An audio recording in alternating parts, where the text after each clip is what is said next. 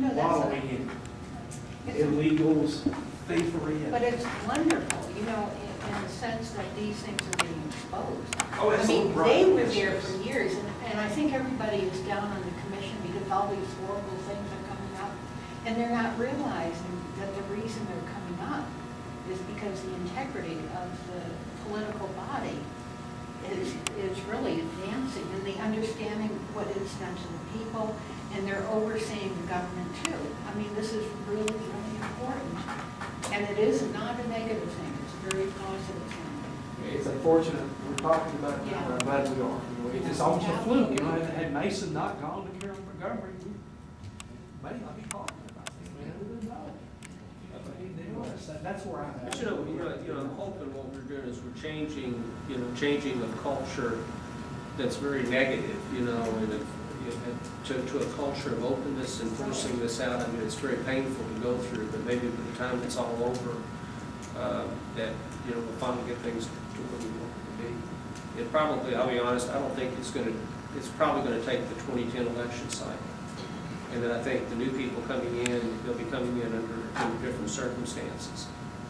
Well, it'll be more open, the process will be more open. Yeah, sure hope so. And people will be looking, it won't be, nobody's going to vote because it's the same person in the same party who's a relative of someone. These are new people. Yeah, we need to change from a culture of tolerance to a culture of intolerance. Right, absolutely.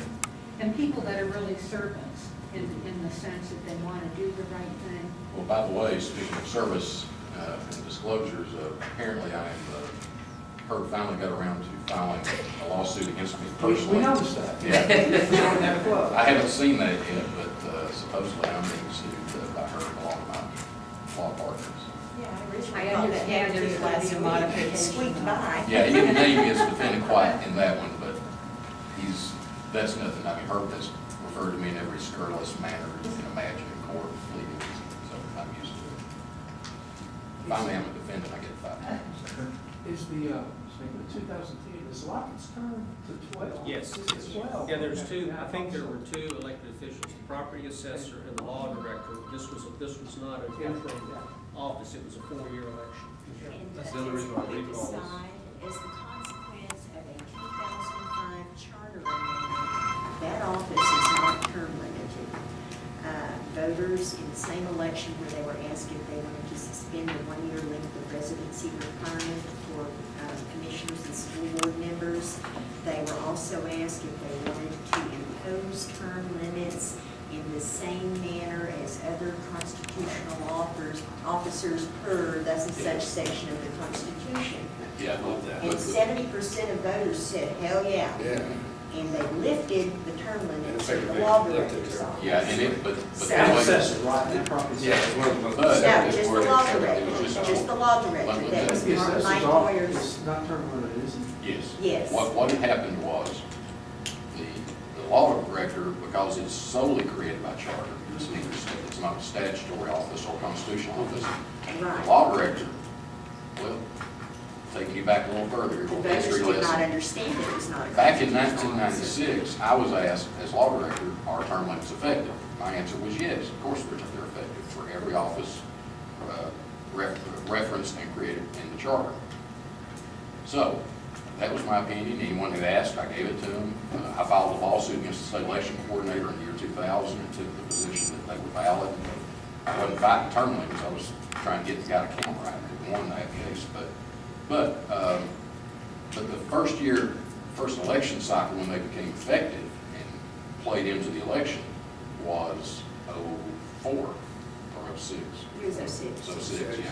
Yeah, 98 and 02, Right. that didn't count. Because anything you filed before then would have been speculative. I mean, as to who was running and who wasn't. So anyway, then you get a Court of Appeals decision out of Memphis that says term limits can't be imposed on charter governments. And it goes to Supreme Court, and you know the history after that. But Mike Moyers was in a position of being the only elected official in Knox County for a couple of years that would have term limits imposed on him That's right. because he was office created by charter. So they did that charter amendment, but now that the state Supreme Court has ruled that the charter amendments are effective as to everyone under the charter, then he is term limited. Well, the yeah, law department. Jim Andrews reads it differently. I consulted that's him. right, that's what he said. But he thinks because the way it's codified in the charter, it links back to a certain subsection in the Constitution, that in fact, the reference is made to the Constitution in our Knox County Charter. So he thinks that I'll look at it any again. assertion that the charter trumps wouldn't be valid. I know the intent was, on that amendment, was that the law director should only be term limited to the extent everyone else is. And That was the and intent. opinion at that time, I said 2005, I did 2004, was that they weren't subject to term limits at all. So, you know. Yes, I'll look at it. yes.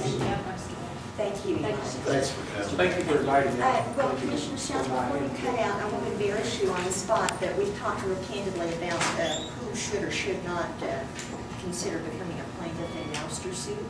I will be polling you privately this week to see what your interest I will. is.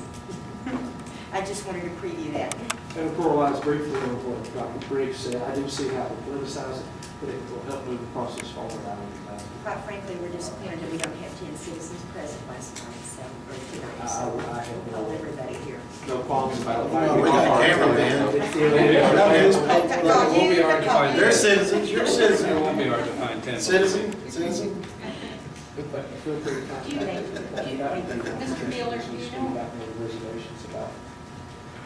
if somebody, would you be able to represent them? I didn't want to sit up here, Well, but, you know, we trying for something. If I were counsel for 10 citizens bring a petition, it would basically, it would say that it would be telling those citizens that I could not argue anything about these loans, that I couldn't take a deposition of Mr. Graham. I mean, it just wouldn't, it would deprive the citizens of a strong argument. So, no, I don't think it would be a good idea for Some lawyer took this pro bono. But you could recommend some. I'd be happy to see what I can do about getting an attorney who would, Take it pro bono. yes. That would be a Thank you. great thing Thank you. for the citizens. Yeah, it really would. If I would take it, I would, it would, And we've been monitoring ourselves about. Pardon? Would be monitoring. yeah. No, trust me, not my firm. Yeah, exactly. No, we keep very good track of our pro bono work, so look where we're at. But you do think you could probably find someone that. I'll certainly dedicate the effort to it. Good, that'd be a great thing to do.